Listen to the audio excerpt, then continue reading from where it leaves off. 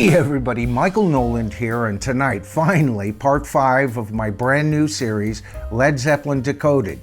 Tonight, we're going to discuss the time when Led Zeppelin had to decode themselves. You know, right from the very first episode of this series, when we discussed the May 16th, 1966 recording session that included Jimmy Page, Jeff Beck, Nicky Hopkins, John Paul Jones, and Keith Moon. We discussed how the idea just wouldn't leave Jimmy Page's head. Now, as soon as Keith Moon uttered the phrase Led Zeppelin or Lead Balloon, depending on which person's version of the story you want to hear, as soon as he could not let that idea go, and as soon as the idea was there, and by the way, this whole discussion around this name was by a group of musicians who had their fingers on the pulse beat of the music industry.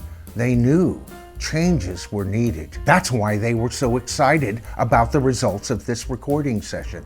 That's why Jimmy Page couldn't get it out of his mind. That's why he would spend 2 additional years building up his chops, getting even better than he already was. You know, the more you get into the little things that happened around this time period, it almost seems like a predestined event, this formation of this entity called Led Zeppelin. You know, by the time the band was done with that first American tour, live, they had already shown early in the tour they could outdraw any band in a gunfight. But between the time on the West Coast from Los Angeles to San Francisco to New York, they proved that they could evolve a full step beyond what people had seen merely weeks before that. They had, in an incredibly short time, evolved quite a bit. You know, it's interesting. If the band had just stayed with their identity at this point, at the time of the Fillmore East in New York City, say they said, all right, we've arrived, this is the kind of product, this is the kind of band we want to be, they would have easily gone down in history as one of the finest bands in rock. You know, the band had the world's greatest guitar player, the world's greatest drummer, the best utility player, and a secret weapon that no other band could possibly beg for, the greatest rock singer of all time, and my favorite vocalist of any genre, Robert Plant. And Robert Plant had learned to perform. What was missing? A creative element was missing, wasn't it? You see, on that first album, partially due to contract negotiations with CBS Records, Robert wasn't allowed to supply lyrics. But you know, in interviews and everything, I'm not so sure there was a lot of talk about him even being expected to supply any lyrics. After all, Jimmy came in with some lyrics of his own, and the band also borrowed some lyrics. But you know, they could have gone on in this fashion. 3/4 of any future albums dedicated to hard-punching, practically heavy metal rock, with perhaps 1/4 of the album dedicated to softer sides. You know, they could have so easily stayed at the level that they did on their first album. But the need, as we've said before, the entity was more than just any one of these members, and even more at this point than all 4 of them together. It seems that the very name, the entity Led Zeppelin, demanded more from all 4 members. And like any living entity, this band also received wounds. This was perfectly demonstrated in their very last studio album that was released while Bonzo was still alive, In Through the Outdoor. John Paul and Robert Plant took on heavier responsibilities at this time when Bonzo was drinking too much and Page was heavily involved in his drug taking. They had less to bring into the studio due to their own human frailties. But this was the mighty Led Zeppelin. There were always at least 2 of them to take up the slack when any other members may not have been able to take on their full share of the load. All right, so first of all, you've got to understand, 1969 is the year the band practically didn't sleep. During the course of 4 European tours, 3 American tours and recording in at least 2 studios in England, 4 studios in the LA area, a couple of studios in the New York area, and even 1 in Canada, this band managed to actually record an album. Where did they get the material?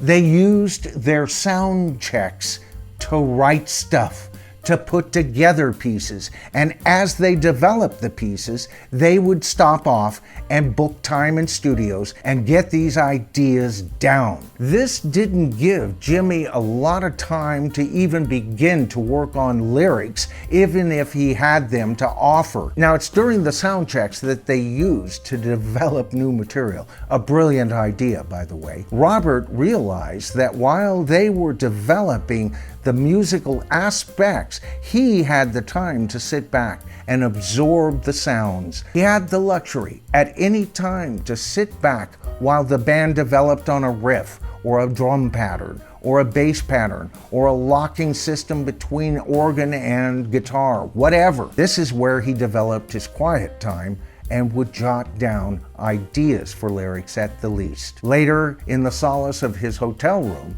he could improve upon them.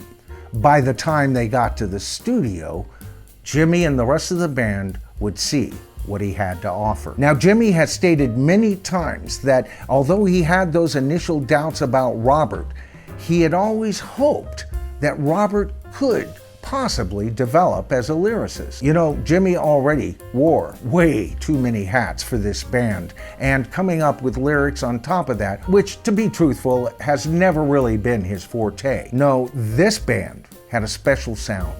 This band needed a lyricist who would be daringly willing to go out on a limb. And you know, it's with this newfound confidence that gave him the confidence to go out on such a limb. My God, on this album, he rewrites all 3 books of Lord of the Rings, and he manages to do it in one single song. Now, not only that, but this particular song shows all 4 members of the band projecting this band into a future as of yet unanticipated. Where Jimmy had spoken at first of light and shade approaches to establishing their style, they now were finding shades of light and shades of dark. And especially with the track Whole Lotta Love, as well as the song Ramble On, we see a future with this band, don't we? On this album, we see that Jimmy Page is not only a very competent producer, which he was on that first album, especially when you realize that band recorded their first album in less than 30 hours. Only the Beatles ever beat them at producing an album quicker. That album showed Jimmy Page a fine producer, able to work and achieve sounds on a budget. It also established him as a good engineer who could work with other engineers, knowing engineer tricks. But you know, it's on Led Zeppelin 2 that I really think the world, the critics, started realizing, whoa, wait a minute. We have a world-class producer here. This guy has a few tricks up his sleeve, and he's able to achieve sounds we've never heard before. Now, most critics have all agreed this is Led Zeppelin's heaviest album. But you know, in my opinion, I think Presence gives it a great run for its money. But no doubt, this is a heavy album. Now, the next time you listen to this album, think about this. This was recorded in over a dozen studios in 3 different countries during 7 different tours. It was recorded from January to August, as I've said, and released October of 1969. Now, where their first album had to gain traction to get on the chart, actually Led Zeppelin's live performances demanding it be put on the chart, this album took off like a rocket and was #1 in both the United States and Britain as well. And you know, when you listen to this album, it sounds like it was recorded in 1 studio, not over 12, not on several continents. Now just think about what a great producer it takes to record a band in so many studios with completely different acoustics, completely different recording approaches, different recording equipment, and maintain a sound that sounds like it was recorded from the same small group of people in a particular great studio. This is where the world starts to become aware that Led Zeppelin has something a bit more to offer. 6 of the 9 tracks on the album are written by the band members, as well as 3 interpretive songs by Willie Dixon and Howlin' Wolf. Now, the first song, Whole Lotta Love, is a very interesting song to discuss. It's basically a reworking of an arrangement by the Yardbirds of an arrangement of Willie Dixon's You Need Love. The Yardbirds recorded their version and called it You Need Loving. And of course, Jimmy renames it Whole Lotta Love. But you know, that's where any similarities end. The final product of this song, as worked out on Jimmy Page's houseboat and recorded. Those recordings taken into other studios and developed along the way. This is one of rock and roll's finest masterpieces as far as a recorded song. Now, if you want my specifics on exactly what he does on this recording to make this a masterpiece, take a look at my video where I review Led Zeppelin 2. But suffice it to say, the sonic landscape that Jimmy creates on guitar on this recording alone, never mind live, was frankly beyond the general expectations of your average rock audience at the time. The next track, What Is and What Should Never Be, is really Jimmy Page and Robert Plant's truly first great song as presented. Here are some of Robert's finest lyrics, and early on as well. Their whole vocal approach, again using something to make his voice sound like it's coming from another dimension practically. But it doesn't stop there. This is what I'm talking about. Jimmy then overdubs a stereo spectrum barrage of guitar over this already extremely rich soundscape. You almost feel yourself being transformed into an alternate reality. Next up, what I call a concoction song, one of 3 on this album, a song based on Howlin' Wolf's The Killing Floor. But you know, Robert doesn't stop there. He borrows some lyrics from Robert Johnson's Traveling Riverside Blues. And you know what? Rightfully so. I love this as one of several recordings by Led Zeppelin where they take an already established song and recreate it to the point that you not only lose interest in any original versions, but this becomes synonymous with the song itself. And of course, with side 2 opening up with Heartbreaker, you've got a magnificent start to side 2. You know this is going to be good. And of course, the magnificent cut, Ramble On. It's with this track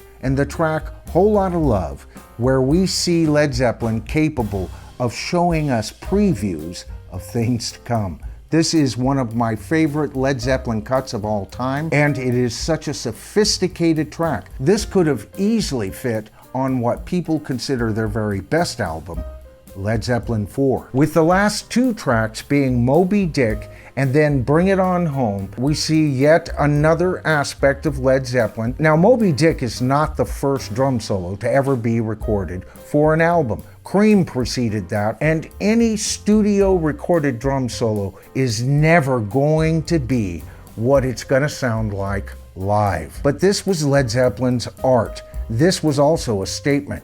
Expect great things from every single one of us. You know, it's when Bonzo performed this solo live that this piece became legendary. All right, so with that quick overview of the album, what is my main point? You see, it's on Led Zeppelin 2 that all the missing pieces are put together. There's experimentation and an unwillingness to sound the very same as the last album. This is Led Zeppelin rising within 1 year to a level unanticipated and yet being demanded by the same public that didn't know it was coming. You know, in any art form, there are time periods of great expansion. In the art form of rock, we saw it with the Beatles, and it was amazing to see it starting to be accomplished before the Beatles actually had even broken up officially. This album not only knocked off Abbey Road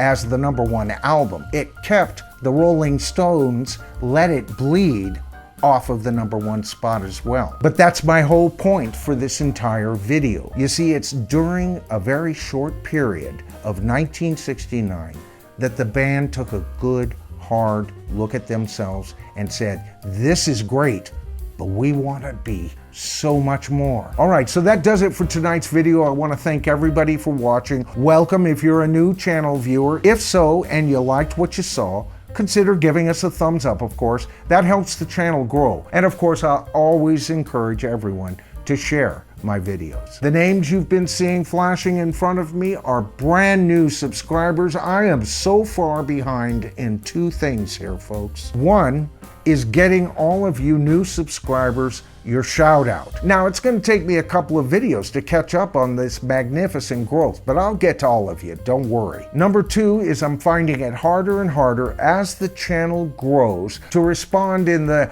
immediate fashion that I was able to even a week ago. But I want you all to know I read each and every comment and I try to reply. So if you've made a comment and I haven't replied, I openly admit I am behind. I'll get to you on that as well. All right, so that about covers it for tonight. More on the magnificent Led Zeppelin story in future videos on Led Zeppelin Decoded. I want to thank everybody for viewing the video tonight. I'm Michael Nolan. The channel is the bottom line, and I'll see you in my next video.